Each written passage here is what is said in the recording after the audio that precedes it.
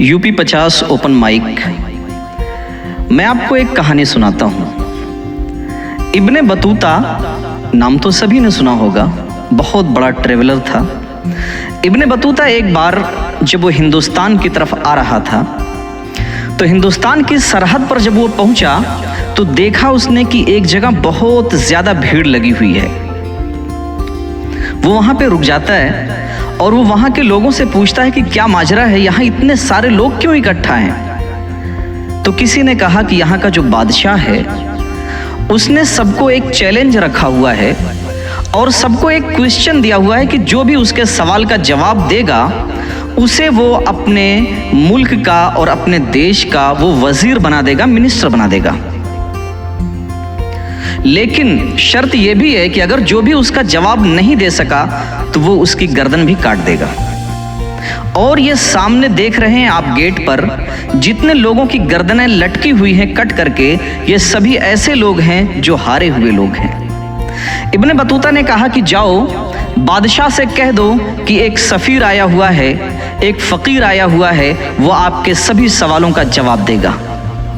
Ibn Battuta अपनी अक्लमंदी और अपनी दानिश की वजह से बहुत फेमस है। आप उसका सफ़रनामा भी पढ़िए, लगभग 500 पेजों का है और उसके दुनिया की हर बड़ी ज़बान में उसके जो सफ़रनामा है, उसकी जो ट्रैवल हिस्ट्री है, उसका तर्जुमा और उसका ट्रांसलेशन हो चुका है। तो इब्ने बतूता ने कहा कि जाकर के बादशाह से कह दो कि कोई आया है, मुसाफिर है, वो आपके सवालों का जवाब देना चाहता है। ये पैगाम बादशाह तक पहुंचा। बादशाह ने कहा कि कौन बेवकूफ़ है जो अपनी गर्दन कटवाने पे तुला है, उसको अंदर भेजो, दरबार में लेकर के आओ। जब बादशाह के दरबार में इब्ने बतूता पहुंचा, बादशाह ने फिर उससे पूछा यही कि अगर आप मेरे सवालों का जवाब नहीं दे पाएंगे तो सज़ा आपको मालूम है। इब्ने बतूता ने कहा बिल्कुल मुझे सज़ा मंजूर है, लेकिन पहले आप सवाल मेरे सामने रखें। बादशाह उसको अपने दरबार में लेकर के गया और कहा कि वो इस दरबार के अंदर वो जो तीनों मूर्तियां हैं वो यहाँ पर ला करके रख दी जाएं। जो उसके दरबार में काम करने वाले लोग थे वो गए और 3 मूर्ति जो बिल्कुल सेम टू सेम डिक्टो कॉपी बिल्कुल सेम दिखती थी, उन तीनों मूर्तियों को ला करके वहां पर दरबार में लिटा दिया गया, तीनों मूर्तियों को।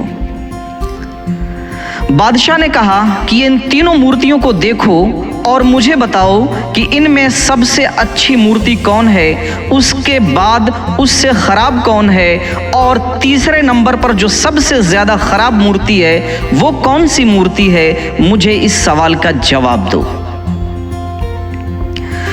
इब्ने बतूता तो शुरू में बहुत परेशान हुआ, वो इधर उधर चक्कर काटने लगा दरबार के अंदर। उसकी कुछ बात समझ में नहीं आ रही थी कि तीनों मूर्तियां बिल्कुल सेम टू सेम हैं। ऐसा लग रहा था कि बिल्कुल सेम सांचे से तीनों मूर्तियां ढाली गई हों, कोई भी जरा भी फर्क नजर नहीं आता था।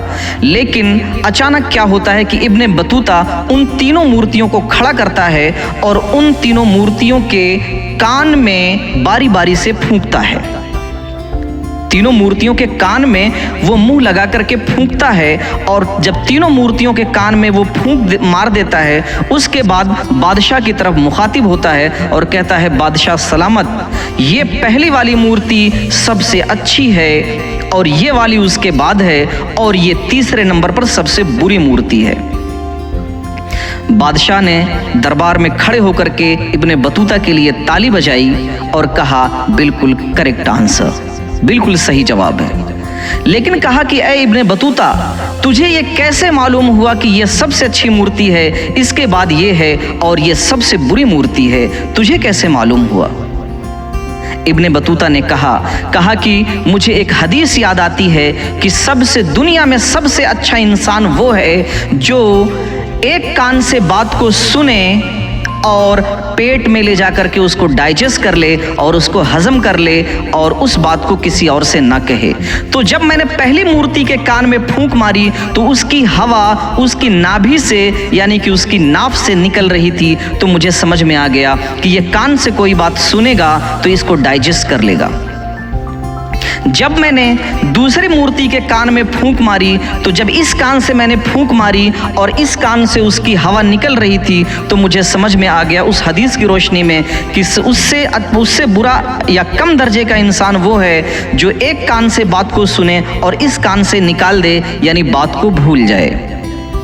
लेकिन जो सबसे बुरा इंसान या जो सबसे बुरी मूर्ति थी, जब मैंने उसके कान में फूंक मारी तो वो हवा उसके मुंह से बाहर आने लगी। तो मुझे समझ में आ गया उस हदीस की रोशनी में कि ये सबसे बुरा इंसान या सबसे बुरी मूर्ति है कि अगर ये कोई बात सुनेगा तो अपने मुंह के जरिए पूरे समाज में बो डालेगा या कह डालेगा या चुगली कर डालेगा। तो मुझे समझ में आ गया कि ये इंसान सबसे बुरा या ये मूर्ति सबसे बुरी है।